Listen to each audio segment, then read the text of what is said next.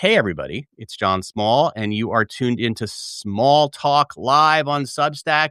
Thank you all for joining. I love this vibrant, incredible Gen X and other community. Um, I want to introduce my guest today. They are the founders and editors. I guess we didn't really formally figure, but I'm going to say you the founders and editors of Geezer Magazine. Uh, here it is. Here it is. Yeah. Yay. Look at that.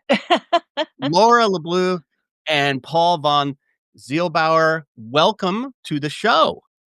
Wow, thank you. It's great to be here. Terrific to be here, John. I am really Yeah. excited to have you and talking about one of my favorite topics in the world, which is print magazines and Gen X. So it's like two topics that I really and I was really excited to find out that your backgrounds. And I'd love to find out before we kind of get into how you created this magazine and why you created this magazine. Let's just talk a little bit about who you guys are, and you talk a little bit like your professional background, kind of where you are in your Gen X life right now. Well, quick elevator, if you could. Laura, we'll start with you. Sure, sure. So I actually have a background in theater, and so that's my jazz hand soul. As an actor. Yeah, as an Oh, actor and also a producer and a director. So I've been just that's been a drumbeat throughout my life. But I have made my professional career as a writer, first in advertising copywriting in New York City, and then most recently, for the last decade or so, I've been working in technology. And so I have been writing for other people all my life.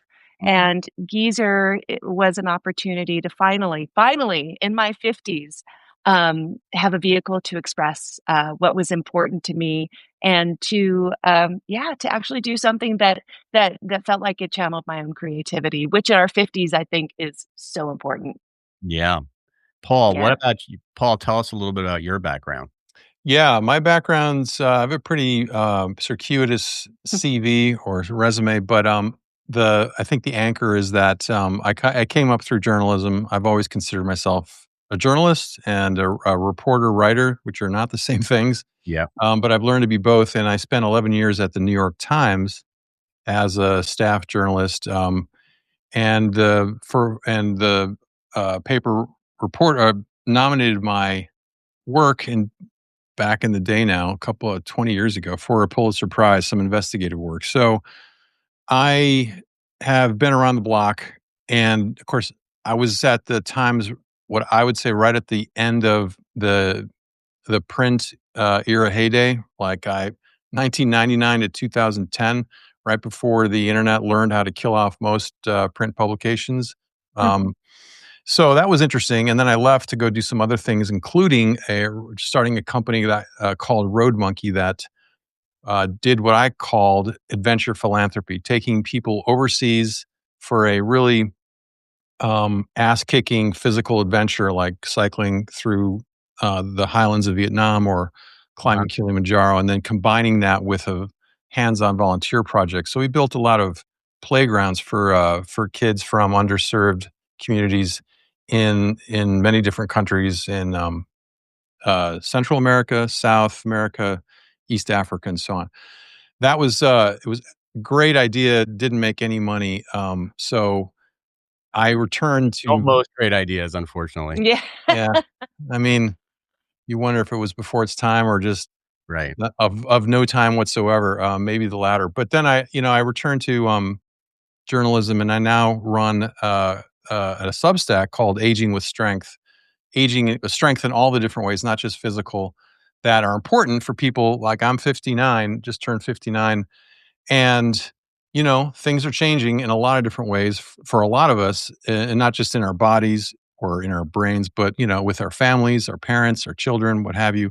And so Laura and I Laura created the idea of Geezer, and she's the founding editor.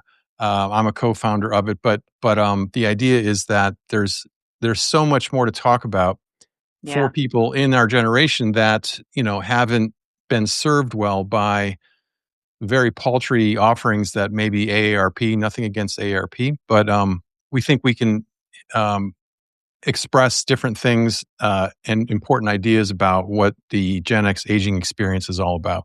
Yeah, I think I don't know anyone of the Gen X vintage that did not feel kind of a visceral rage when they got their first AARP Does it flyer. come on your 50?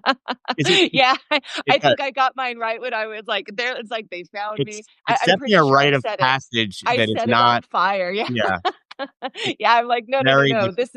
This is not. This is for my mom. This isn't Yeah. for me. And Yeah. that's what Paul was talking about. Like I just well, I just saw this huge gap in the conversations that were being had about what it's like to be us getting older. And a lot of the stuff out there felt kind of patronizing and anodyne and not relevant to where I was personally. And so I figured there's got to be a lot of us out there. And I think you're right, and this is sort of a lane that I found on Substack sort of accidentally, but Mm. I'm happy I found it because now I can write about what I'm really interested about. And like you said, writing about for people other than, you always have to write about for somebody else. It's nice to write about yourself and about things that are of interest to you, right? And it's a real freedom. Yeah. And Yeah. I have found that, as I've gotten to know this generation even better than I thought I knew it, that I'm very proud to be a Gen Xer, and I'm also um, pissed that the mainstream media. We're all pissed. Yeah, We're all a little, yeah, we're a little we all, spicy. that's part of being a Gen Xer is that we're just angry. But We were I'm born annoyed that spicy, the right? media that we spend a lot of money and yet the media, I mean, all the things in a capitalist society that would sort of give us a more attention, you would think, actually has not worked in our favor, and maybe for the better. Like we don't want to be served a ton of ads. But at the same time, like there's not a lot of media that is targeted at us, that is for us, especially in the news media. And so, yeah, you guys are really filling a vacuum here, and hopefully, I'm helping to fill that vacuum too.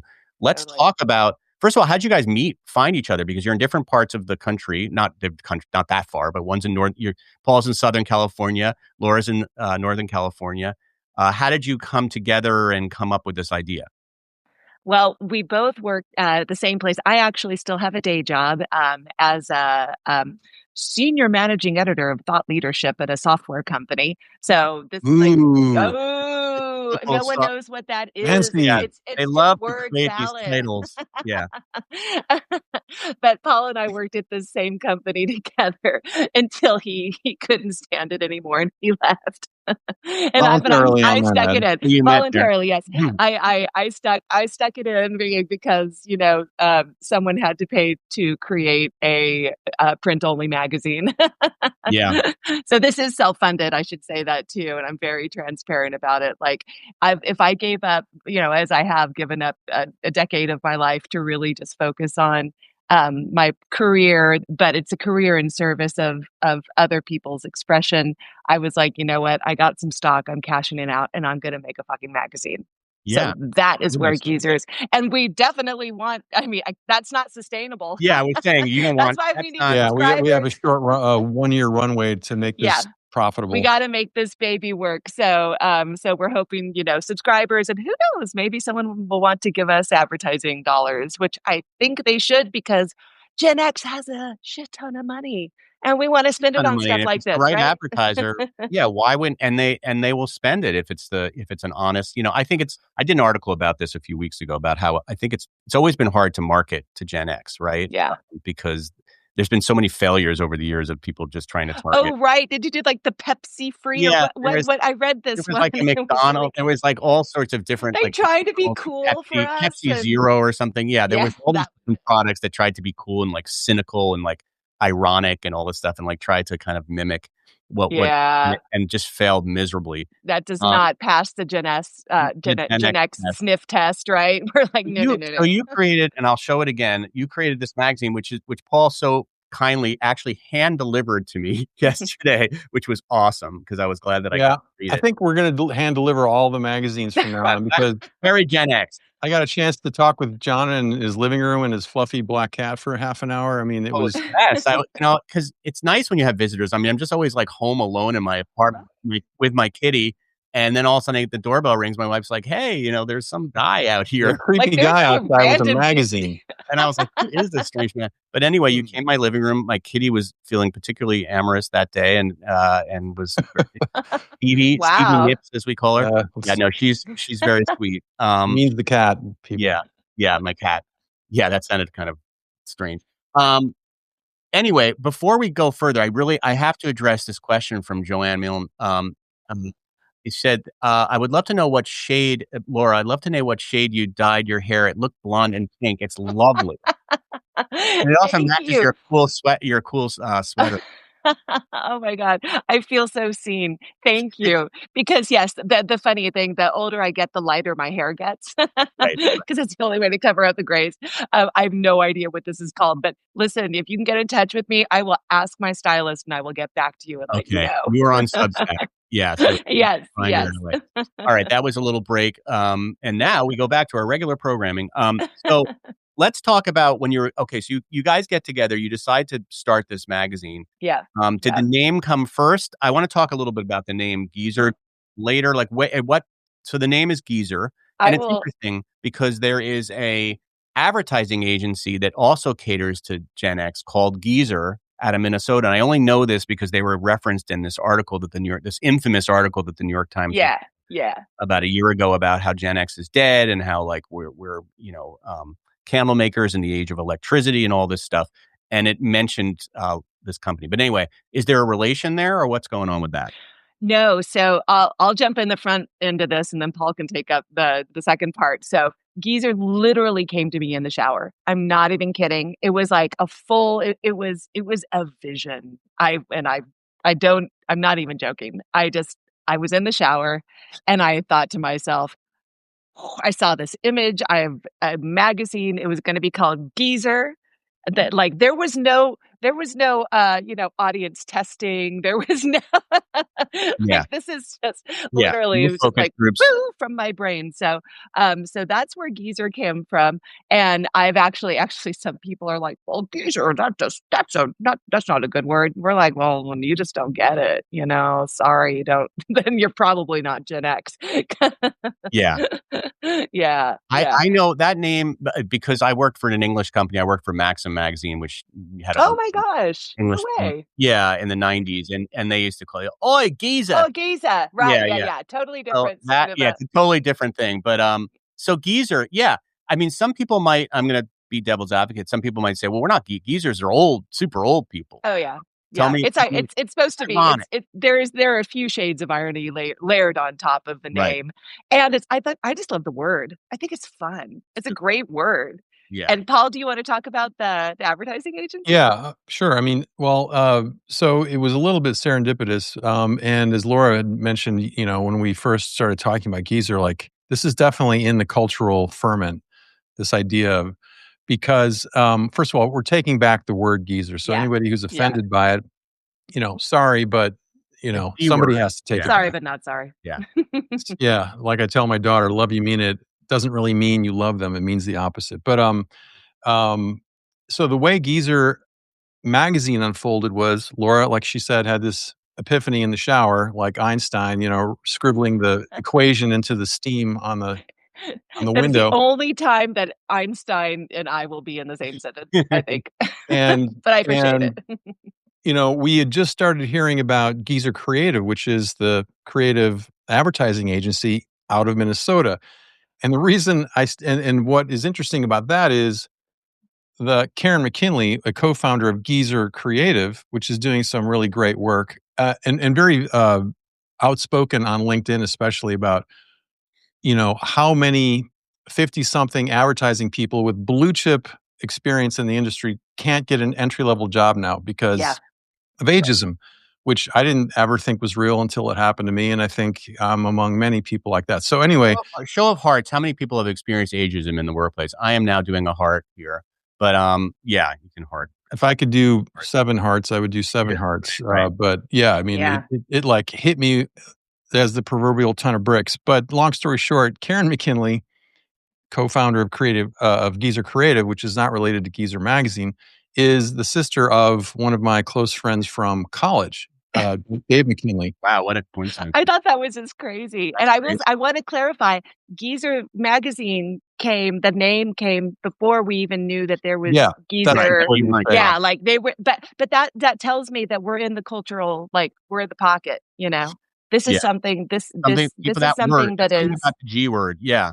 yeah. Yeah, nothing but a G thing. So Nothing. yeah, but they were completely separate originations. We weren't like, oh, that's a cool name, let's steal it. So I think it's important to say that. But I love what they're doing, and I think there's room for all of us too, you know. Yeah. There is, just totally is. Yeah. So you Yeah. come up, and I don't know in the sort of chronology of this whether coming up with the name was first, but at what point did you guys both decide this needs to be a print magazine? Because a lot of people, the tendency now obviously is to go online, like it's much cheaper, and that's the way people are consuming content. But you guys went like super analog, and 100%. you're near and dear to my heart. You went to a print magazine. For those who don't know, my entire background is print magazines. I worked at print magazines all through the 90s and the early 2000s in New York, like Paul.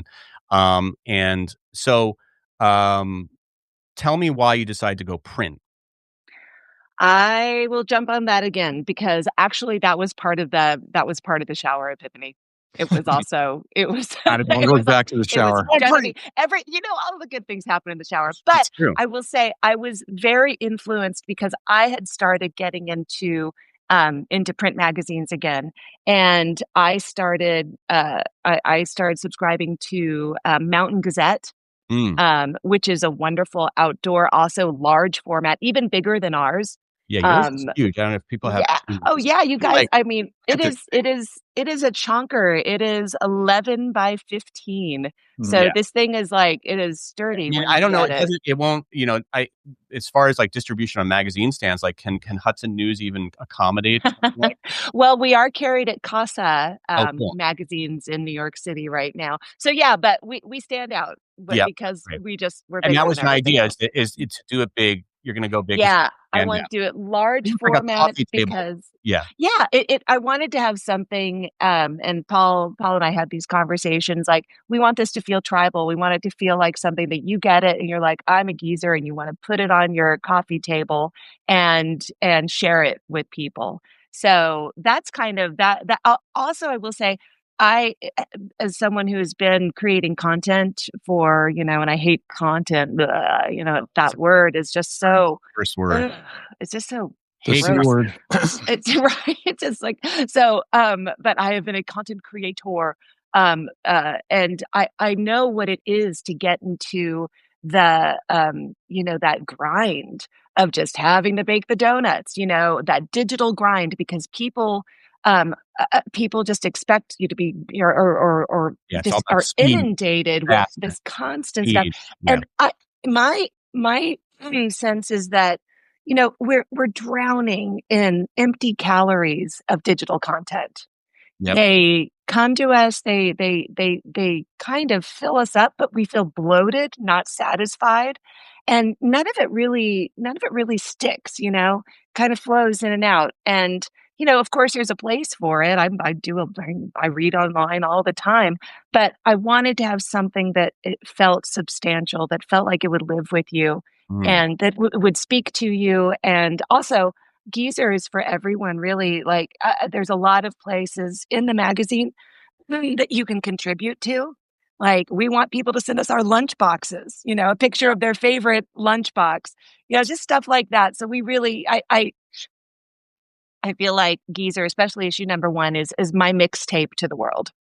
And so, really, Paul, please jump. So, it's really nice to read something on paper nowadays. It's like we all look at our phones, 3 times as long as we should. We're all on screens as we are now, which is lovely to be on and talk to people. But man, when I get a chance to just sort of look at a piece of paper with writing on it that isn't a bill or something from my bank, it's really fun. And Geezer, the magazine, it's large on purpose. It's sort of ostentatious with a purpose to be, it's supposed to be a statement, and we hope it is. And it invites people just to sort of leave it, create a conversation around. I mean, we want it to be art, like the cover, which Laura came up with, which I thought was really great.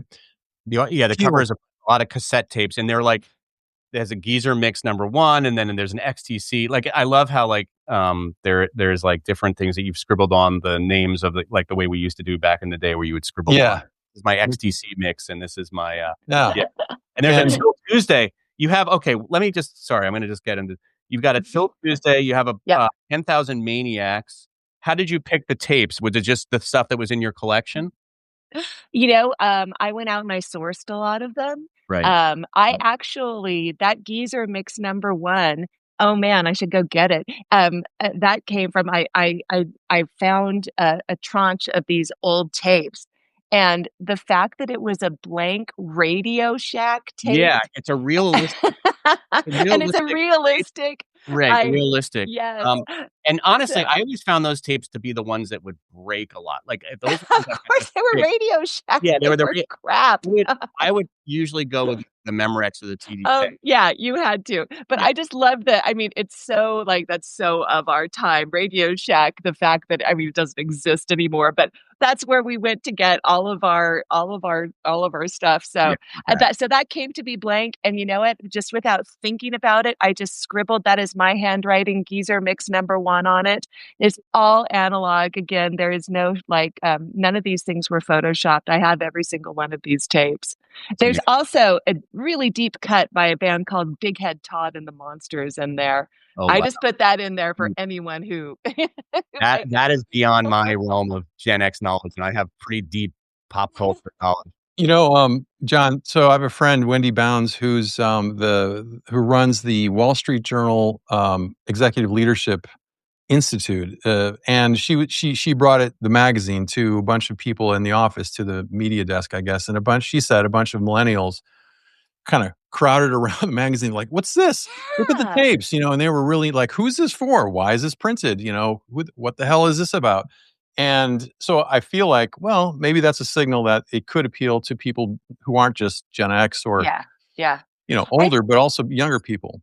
Well, as humans, I feel like we crave analog, especially millennials and Gen Z have a word for it. It's called in real life, right? IRL.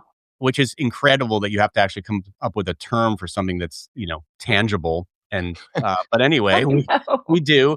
And I have a dream that one day we will go back, at least, a lot of us will go back and sort of embrace the analog stuff that we love so much. But I did want to talk to you about that because there's so much I want to talk to you about. But I did want to talk to you about, I titled this podcast or this Substack Live, is print the new vinyl, and we've seen how vinyl. I mean, I've got vinyl in back of me right here. We've seen how vinyl has kind of like taken hold, certainly among like hipsters and like tastemakers and stuff. And I wonder if I'm just wondering if print might follow a same kind of trajectory, like maybe, and I hope so, because man, I have a lot of vinyl. I have a lot of print magazines in my closet here that I could sell for a pretty penny. But I wonder if it will do you think it might have the same effect? Like, do you think people might get excited about print the way they are excited about vinyl? I can see it. I can see, like a fashion shoot from like Anthropologie or some other fashion brand, which I don't know why I know Anthropologie, because it's a women. Part of the whole store here in Santa Monica. That's about the extent of Paul's. That's as you can tell. That's about the extent. This podcast brought to you by Anthropologie. Hey, they could be a next advertiser. But I could see some 20 or 19-year-old person, flipping through Geezer magazine or any print magazine and kind of just having that be cool again. Because I think we're all just looking for an off-ramp to all the bullshit that we get flooded with through our screens. Yeah. 100%. It's almost like AI will make it more desirable because again, it's just one step away from reality. Yeah. And 100. Oh, I just have to say, craving. Yeah, no. We're craving authenticity in a world that is becoming, increasingly plasticized, or what, I don't know how to describe it. Commoditized by M dashes, and it's not this, it's that AI bullshit, right? I mean, hey, but it is always no. It's always threes. Why is it always threes? It's always triads.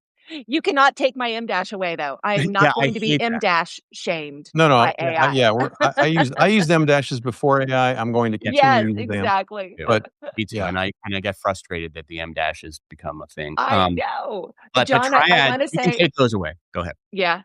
So when I have a 15-year-old son, and I was talking to him about Geezer before it was printed, and he looked at me and he was like, "Yeah, Mom, analog is fire."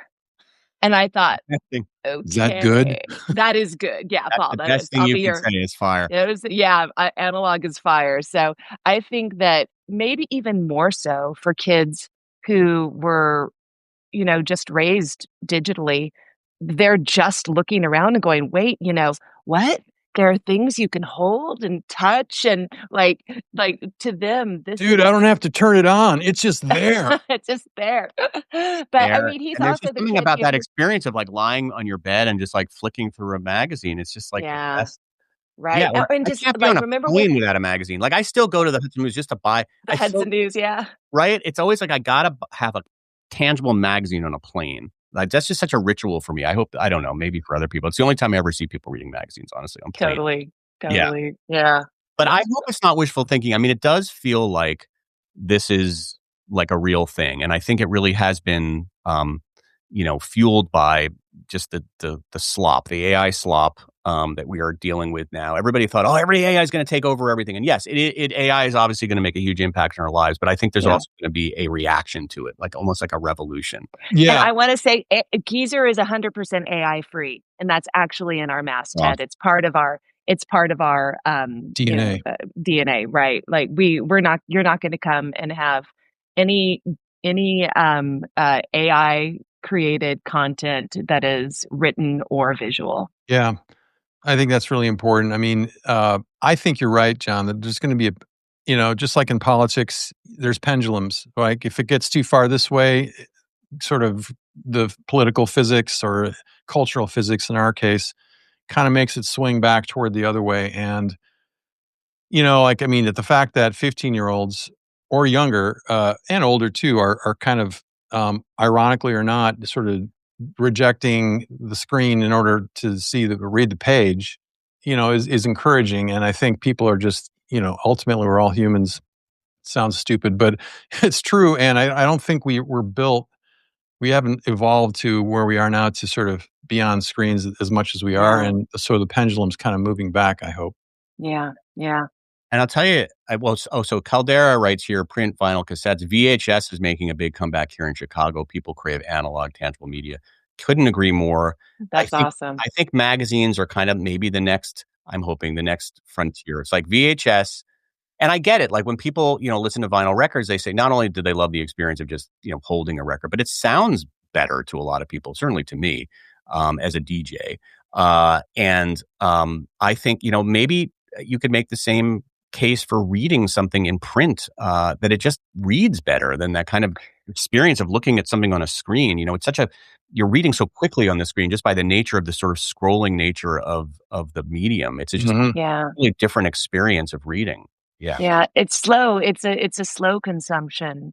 And like, we think that Geezer, you need to get your Geezer, sit in a comfy chair or get cozy on the couch, get yourself a cup of coffee, a cup of wine, or Or a bottle of whiskey. a bottle of whiskey, whatever. Get Bottle whatever of red, cozy bottle it of is. white. Yep. Your Um, shotgun. It's Right. So let's talk about the first issue and coming up with the story ideas. You have a lot of contributors in here. Hopefully one day I will be a contributor. yeah, let's talk. Making a bid. Let's talk. Awesome. I'm free. I want to contribute to it. A few hundreds in an envelope, John, and we can get you on the Exactly. I know people. But no, let's talk about the idea. So the ideation of, was it sort of a traditional way that you sort of sat around and kind of brainstormed a bunch of ideas? How did you figure out what was going to be, and I hate the word use content, but the ideas that would fill your magazine? Lori, do you want to do the let's build a car in our garage analogy? Or should I? Yeah. Well, I think, this was very much hey guys, we got a barn, let's put on a show sort of a thing. And that's how I approach a lot of stuff. We're a DIY generation. We just want to make things. And so the first issue largely came about from both Paul and I just tapping into people we knew and people whose voices we loved, whose stories we found interesting and that had a geezer twist. That we're still defining. We're talking about what makes something. What makes something right for Geezer magazine. So a lot of the content. I know. I A don't lot of know. the articles. How about the Articles. stories? A lot Articles. of the Yeah. stories, articles, the things you're going to find in Geezer are like me tapping into a friend I know or someone like Cintra Wilson is a contributor. She's the one she did this amazing profile on Mark Pauline, who is this fantastic artist who basically pioneered the whole genre of robot, like mechanical art. So he creates these insane robots that blow fire and blow up, and people are always I love a good blowing up robot. slightly fearful for their lives when Yeah. when he had these shows. So she knew him. She pitched that to me. I reached out to her because I was like, Cinder Wilson, I love your writing. What do you want to do for us? And she said, I know Mark Pauline. He's a total geezer. We got to get him in there. So there was a lot of kismet, a lot of really interesting organic connections that arose to help us shape the all the storytelling that went into issue number 1. Yeah, and if I could just there's that, like, that guy who is, a sort of anarchist artist. Yeah. I think we called him the last dangerous artist in America. Yeah. There's a story about the drag laureate of San Francisco, a guy named Darcy Drollinger, who's a personal friend of Laura's, but she even writes a profile that examines, some of the things he's going through professionally and personally. And then we did a piece on a guy named B.J. Miller, who is a palliative care hospice ER doctor who started a company called Mettle, Mettle, Metal Health, to address all of the things that our employer-run healthcare system doesn't, in terms of helping people who are in a state of grief or a state of crisis or a long-term illness, or caregiving for parents or family members, because the insurance-based healthcare doesn't do that. So these guys just address a different kind of healthcare, basically what's happening inside in your heart and your mind. And so we did a feature on them, and then a bunch of different smaller things that are just kind of slightly ironic, a little bit nostalgic, but not too much, because that we can go overboard. So we try to just mix it up and, like I said, build a car in the barn. Yeah. What do you mean going a little bit overboard nostalgia? Because I've, when I'm creating my content is just a word that's ingrained in my brain. When I'm creating my articles for Substack, I kind of I try to do a balance between, stuff that we're thinking about now in terms of, like, we're the sandwich generation. We're thinking about our parents and our kids and ageism and issues that are very prescient for us now. But then also kind of looking back, because I do find that I and the people that read my stuff seems to be really are interested in, like, nostalgia, and, like, it's fun to think about, like, what's the anthem of Gen X, and what are, like, the 5 best comedies of the 80s. Like, people love to think about that stuff because nobody writes about that anymore.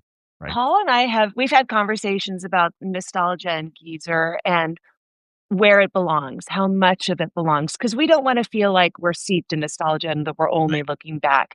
We really want to be about who Gen X is today, what we're dealing with, and looking forward. But we also love our, we love our Gen X totems also, so we're really, really striving for that balance. I wanted to mention one more story in here that's by a woman named Kim Cross, who's a New York Times bestselling author. And, we're speaking of the sandwich generation. She wrote an amazing piece for us called Memory of a Goldfish, where she, from her perspective, shares her story of her son's about to go to college. And at the very same time, her mother is moving into the house because her mom has dementia. And so she has this year where she has her son and her mom, and she's trying to deal with all of these things the emotional loss of her son. She's going to be an empty nester, but she's also going to be mothering her own mother. And that to me, I think it's one of my favorite pieces, and it's Yeah, very, very it's yeah, beautiful.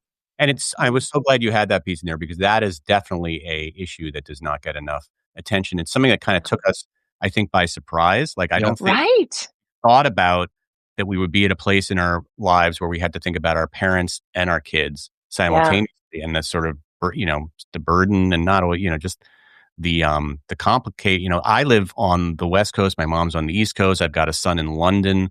I mean, it's all over the place, like all the different considerations and stuff. I think Yeah. my mom is healthy right now, but we're talking about about next stages and stuff because we have to think yeah, about that now. Yeah. yeah, There's a lot of people. So when I was starting Aging with Strength, the Substack, 15 months ago, I was asking friends, like, like, what's going on with you? What matters to you? Because I didn't want to just write about what I think is important. And striking was how many people I know just said, "Look, I'm dealing with a parent who may be in a different state of the United States, just who is now on the tip of dementia, and she doesn't want to move out of her house or whatever it may be. But I have a life here. I have a family. I have a mortgage. I have responsibilities. How do I manage this? Like yeah, nothing in our culture has even hinted that this is something I should be prepared for. Right. Like we barely get enough, idea that we need to save for retirement, much less, hey, if your parents, fall ill or have a cognitive neuro degenerative disease, like, here's how to do this. No, like, so I feel like that's one of the big gaping holes that is ironic and, kick ass and all this other stuff that Geezer will be. It also needs to sort of just really address some of the really painful human things that a lot of us are going to go yeah. through or are going through now. Yeah. What are some other issues that you guys are dealing with that you've thought about maybe for the next issue to give a preview of the next issue that are just issues that you feel like aren't addressed enough that really need some ink? Good question. Ooh, Well, yeah, you and that's I good. talked about. Well, we've talked a little bit about ageism in this. And Ageism is huge. Actually, we're going Sari Botten, who runs Oldster. It's just a On fabulous Substack. Substack. Yeah. Yeah, yeah. She and I and Paul, we talked a little while ago, and we're going to be profiling her in issue number 2. And it's largely going to be about, her journey to creating Oldster Substack. Came from her leaving a job and thinking she would 100% be able, with her chops, her experience, all of the contacts she had, she figured she'd be able to just jump into another position, bada bing, no problem. This was Yeah. when she was in her early 50s, and it was like she jumped, and it was like falling off a cliff. She could not get another position, so she had to do what we are all doing. She had to create her own she had to create her own way of sustaining, Yeah. and she turned it into this amazing kind of like Substack empire. And so that's definitely something that we're going to be digging into, like how are people responding and how can we take care of ourselves and each other at Yeah. a time when there is a lot of ageism. I find that so that's really important because and just to be very candid about my experience, like the reason I started Aging with Strength and the reason I had the time is because, I had the same experience. I took a job with a venture capital company as a head of content, which very VC of them, 16 or 18 months later, they're like, we don't need this position anymore. So thanks for your service and see you later. And I thought, okay, I'll just move on to the next find thing. the next thing. I'm New York Times, Columbia Journalism, Fulbright Scholarship.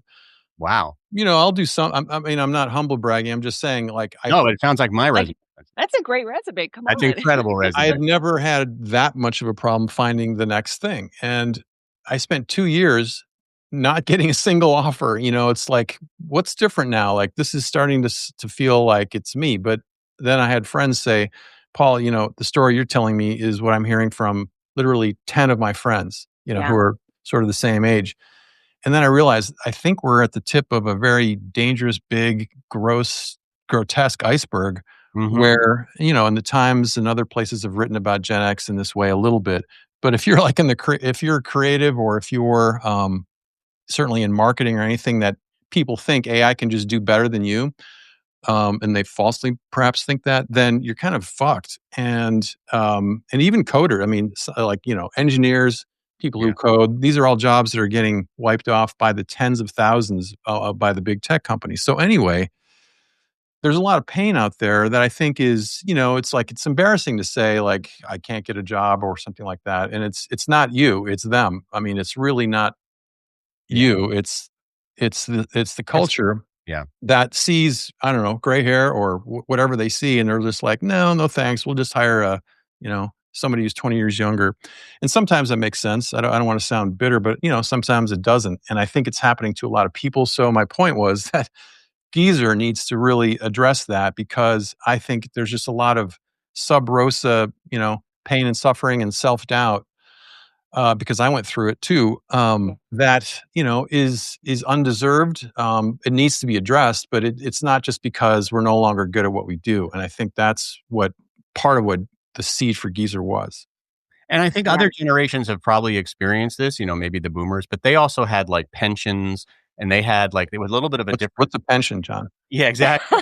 They had safety nets that were Right? created so that when you came across, it was really actually time to maybe move on, they actually were able to move on, and we find ourselves in a situation where Yeah, this is happening, but we don't have these safety nets like No. past, and that's scary, for a lot of people. And so what I've been trying to encourage people is to sort of think about, becoming more, multi-hyphenates. Again, not a great term, but, to do more than one thing, like, because we grew up kind of with the belief that you got this job, you worked hard, you kind of worked up the ladder, and then by the time you were like an executive at that company you worked at, or wherever the position you worked at, like, I thought I would be an editor in chief of some magazine for the next 20 years, and then, I would get out at 65 and be happy. No, that kind of in my 30s, I realized that magazines were imploding, and then I had to pivot them many times. But what I have found has worked for me, and it's not for everybody, is that I'm a little bit of like a solopreneur where I have a lot of different things going on at once. It's exhausting. yeah, Uh, it's exhausting. it's exhausting, but at the same time, I'm hoping that maybe one of those things takes off more, so much that I can sort of just kind of lean more into that thing. But I do think it's important to experiment with like a few side hustles and, try Mhm. rather than Yeah, like, I'm going to get my next big job and that's going to be my income now for, for the next 2 years. Like, that's not going to happen anymore Yeah. because of this nature of this ageism that we're dealing yeah. And you can't trust them, you can't trust an employer, sorry to say, or the fact that you're employed. That's so ephemeral now. I mean, in the culture. So Geezer, like I said, Geezer was how Laura and I were thinking about how do we reinforce the idea that some people are just getting started in their 50s Yeah. or late 40s Yeah. or early 60s. Like, this is not a time to where don't believe the bullshit about, thank you for your service. at. Here's a watch, gone fishing and collect stamps, all that bullshit, which is fine to do if that's what you want to do. But we're really about, no, you're still powerful. You still have plenty of intellectual and other firepower, and Geezer Magazine is a way to express that in all the different ways, creative, professional, and there's just not that much that's reinforcing that idea that we found. Yeah. Yeah. Yeah. Yeah, I don't know if you saw, Tori Amos, this clip was circulating, of Tori Amos in a concert, and, something happened. She forgot something, on stage, and she was like, "Oh, it's that, perimenopausal, that thing," and she was like, "It's the one thing I don't like," and then she turned and she looked at the audience and she said, "But darlings, there are so many things about it that I do." She said, "When you are 50, you will understand what fire is." And that just like, man, did that just strike me to the core, because that's how I am feeling about my 50s. Like, this is the time for us to to really burn brightest. And we have so much energy. We've got experience now. And we can really make this our time Yeah. to explode, Totally in agree. a And creative, I love it. professional, whatever that way is. And for all my complaining, sorry, Paul, for all my complaining about, ageism and all this, I'm actually enjoying this time of my life probably more than like any time. Like I'm really having a great time. I stress out about money stuff? Of course I do. But I feel like I feel more free now than I've ever felt in terms of, just like what I can do with my life. I don't know if other people feel that way about their 50s, but I find it very exciting. It's nerve-wracking, but exciting. But I guess that's kind of what life is in some way. Yeah. You can't feel fire without actually a fire. You're not going to feel the fire on the golf course, or playing pickleball. I mean, the fire comes from conflict. Pick the two sports that I can't stand the most. Oh, really? Uh-oh. Paul has a personal vendetta against pickleball. Oh, Yeah. no, Paul, you and I have to talk. I'm just going to lose all of your, Yeah, I know. Like, thoughts. it's okay if you do, people. I'm not judging you. You've got a pickleball fan here, so he's going to have to fight that with It's I okay. know. I'm neutral. I am neutral. I will tennis. I will pickleball. I just like to have fun. That's all I'm going to say. Anyway, yes, I think it's important that we stress, and I think in a very Gen X way, we can be very cynical and very, sarcastic and negative about stuff, but there is actually a lot of exciting things about being this age too.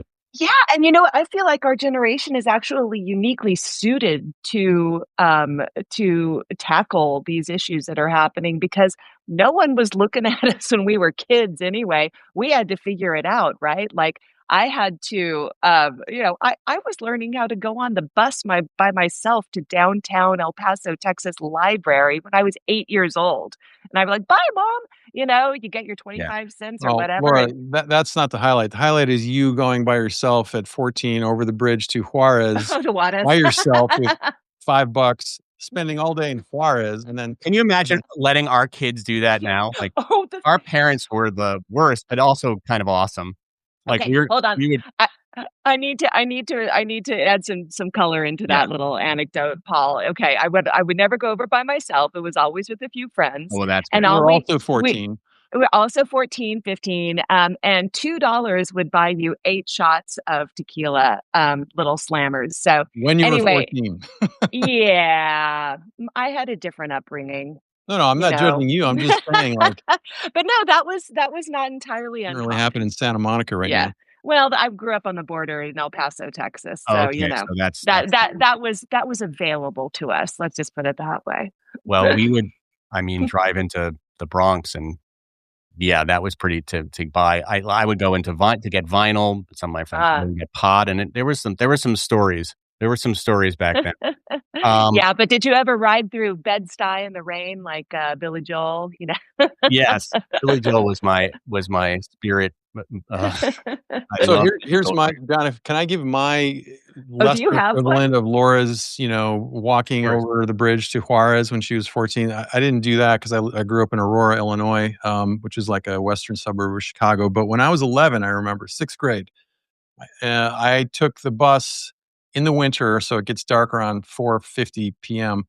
Took the bus to Fox Valley Mall, like a half an hour away by myself, to buy Emotional Rescue, the Stones album.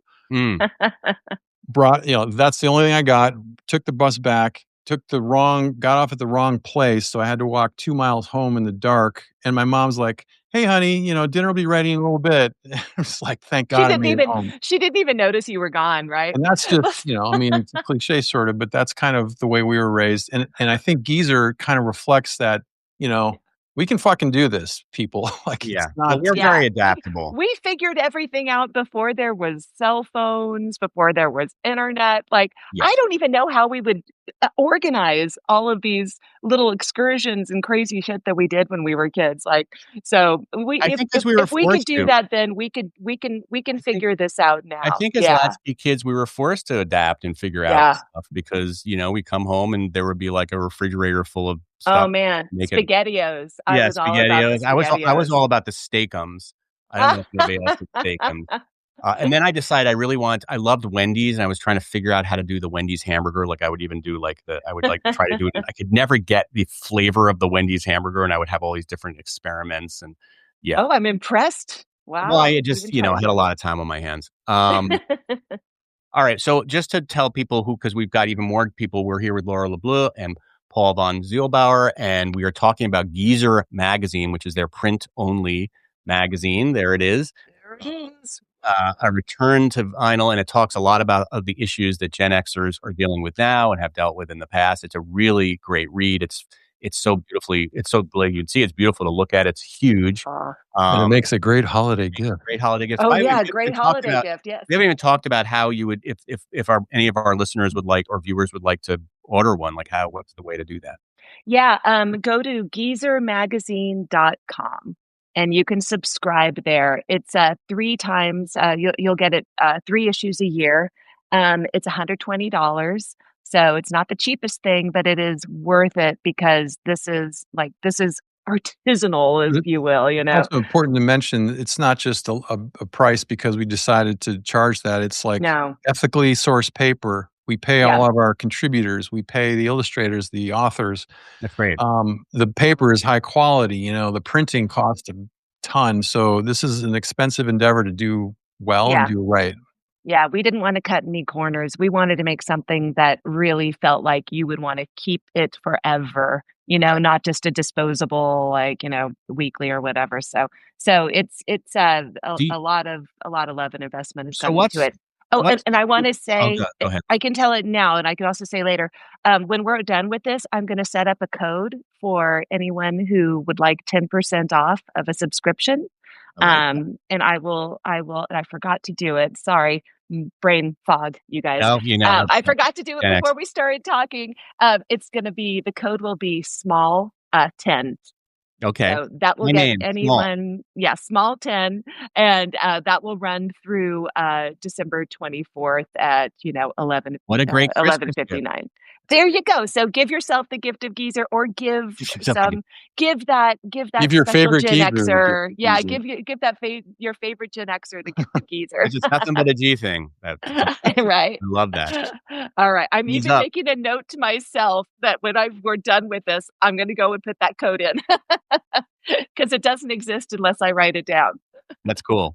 Let's talk about the future of Geezer. So you talked about this, you have 1 year, Laura, by the kind of goodness Yeah. of her heart, is bankrolling this for now, but obviously that's not a sustainable model. What are you seeing? Are you seeing it sort of like a traditional advertising driven model with, because that's kind of what we grew up with.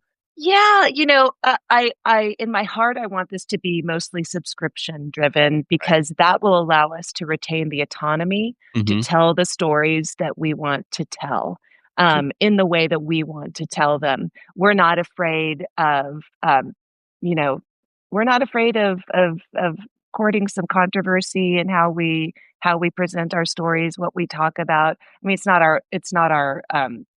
our mandate, but we want to have real raw conversations that might make some advertisers a little bit skittish. That said, I would love to have, like, in my dream world, we would have a handful of advertising partners, people who see what we're doing and believe in it and feel like they really mesh with our audience. So I think there's a great opportunity there, for the right advertiser to come along and be a part of, really be a part of Geezer, Or you could find like and a within the Lauren, family. you find like a Lauren Powell Jobs, like a real philanthropic, Hey, we'll take that Silicon too. Valley person who, Yeah, if she's, someone wants to come in and just be I like, mean, "Hey, we love he Geezer, we'll bankrolls support the it." Atlantic, and the Atlantic is, pretty independent, as from what Yeah, I see, unlike other publications that Bezos runs. So yeah, he's pretty yeah, hands off, which is great from what Yeah, and our idea was that Geezer shouldn't look, feel, sound, act like anything else you've ever held in your yeah, hand in terms of a print publication.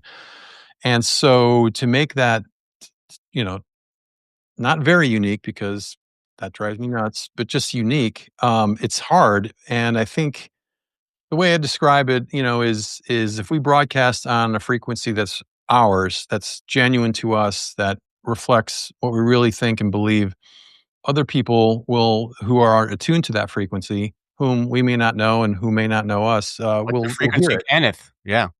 Yeah, yeah, yeah, yeah. And so, brands are among those people or entities that we hope will, certain brands will, and we want those, and certain brands won't, and that's okay. But I think the more we can fully realize, like, just sort of act in the way that execute the magazine that's true to the things we've been talking about. We hope that that will generate some interest, not from just people, but organizations as well. And maybe they're not companies, maybe they're nonprofits, maybe they're individuals who are also creating a movement of a sort. But that's kind of what we're trying to achieve here in the next 6-8 months. Yeah. Just don't take money from Depends or Life Alert. Well, how much money, John? I mean, if Depends is watching, they're like, we were going to write a check for like, fine, thanks a lot, million. John. Yeah. Metamucil, Geritol. I mean, those are deep pockets. Geritol. Does Geritol still exist? I can't get up. Yeah. Yeah, they have one at the Life Alert. Yeah, yeah. That would not be good. Well, anyway, guys, this has been really a pleasure. Best of luck with your publication. I'm excited about it. I love it, and I'm excited to have met you. And Substack is so great for meeting. I have to say, for all the dissing we're doing on digital, I do enjoy it. I do find Substack to be it's some cognitive dissonance. It's a win-lose. It's kind of one of those things where, like, sometimes the internet is really helpful and other times it's the worst. So take it or leave it. Yeah. All right. But this has been fantastic. And until next week, I'm going to bid everybody a farewell. I have my son's theme song, which I will take us out. My son's theme song, meaning that my son is a composer, and he composed this little piece for us, which sounds a little bit like something that you might recognize. Here we go. Can you hear that? Hey. I think I remember working out to this in pink tights in the 80s. Small talk. Come on, it's a dance party. Anyway, I asked him, I was like, make it like Safety Dance. And I had to send him the Safety Dance theme, and he did a good sound bite. So Elijah Small rocks the house. All right, awesome. Thank you, guys. Thanks so much. Your weekend. Great weekend. See you soon. Yeah, thanks for having us. Okay, take care. Bye. Bye.